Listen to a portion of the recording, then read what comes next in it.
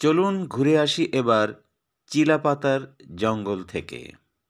চলতে চলতে আমরা পৌঁছে গিয়েছিলাম আলিপুরদুয়ার জেলার অন্তর্গত একটি জায়গা, জলদাপাড়া অভয়ারণ্য লাগোয়া তোর্ষা নদীর ধারে অবস্থিত চিলাপাতা জঙ্গল, যা ডুয়ার্সের একটি ঘন সবুজ জঙ্গল। জলদাপাড়া ন্যাশনাল পার্ক এবং বক্সা টাইগার রিজার্ভের ঠিক মাঝামাঝি জায়গায় এর অবস্থান। এখানকার বন্যপ্রাণী, বিশেষ করে হাতি ও চিতাবাঘের জন্য খুব গুরুত্বপূর্ণ করিডোর।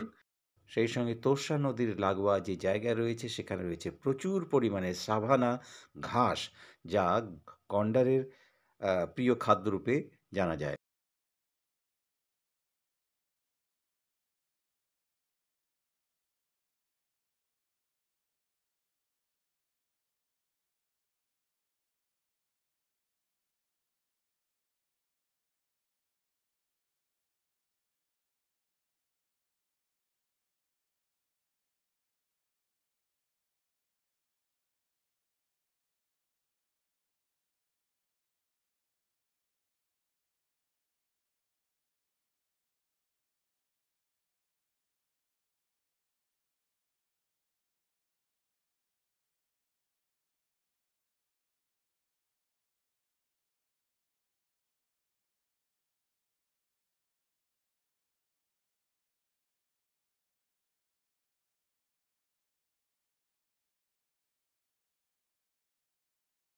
জানা গিয়েছে অনেক এখানে চালতা গাছ রয়েছে, যে কারণে এর নাম হয়েছে চিলাপাতা।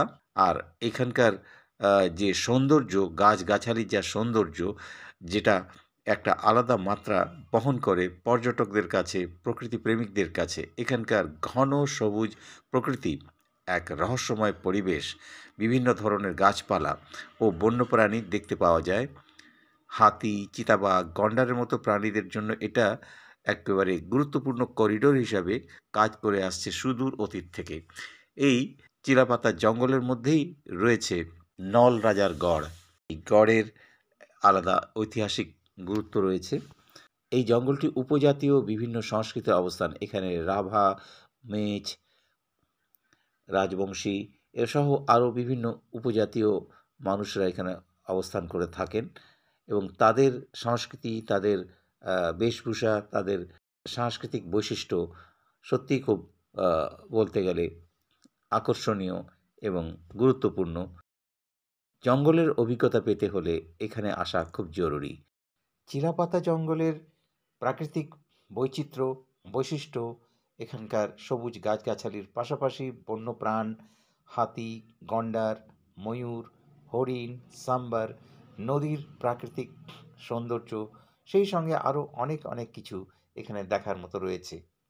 পরবর্তী পর্বে আমরা আসব আরও বিশেষ বিশেষ জঙ্গলের কথা নিয়ে। সঙ্গে থাকুন।